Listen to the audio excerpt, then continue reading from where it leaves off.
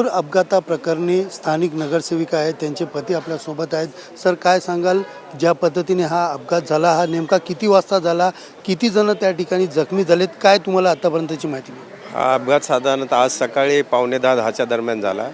आपण बघितलं की या ठिकाणी जो आदित्यराज ग्रुपचं या ठिकाणी 36 नंबर बिल्डिंगचं पुनर्विकासाचं काम चालू आहे. यात लिफ्टचा जो डक असतो त्या लिफ्टच्या डकच्या 7व्या-8व्या माळ्यावर हे सगळं काम चालू होतं.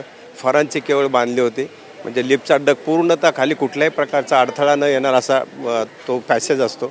त्यामुळे ते फरंजी तुटून 6 कामगार त्याच्यावर काम करत होते. फरंजी तुटल्याने 6च्या 6 कामगार खाली पडले आणि त्यात एकतर तत्काळ जागीच मृत्युमुखी पडला, एक क्रिटिकल पोझिशनमध्ये एक आहे आणि बाकी सगळे राजेवाडी हॉस्पिटलला त्या ठिकाणी उपचार चालू आहे. कायदा सुव्यवस्था पाहिलं तर त्या नेट जाळ्या असतील, सेफ्टी असतील, असे काही घेतले नसतात?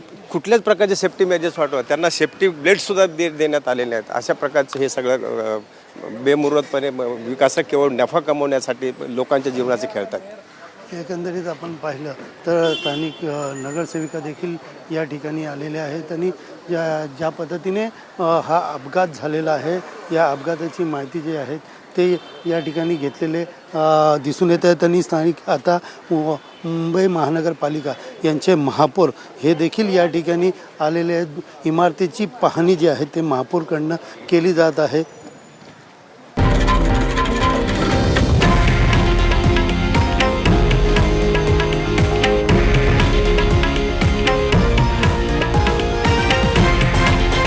हे आहे देशातील नंबर 1 न्यूज नेटवर्क आणि आपण पाहत आहात TV9 मराठी, एकमेव.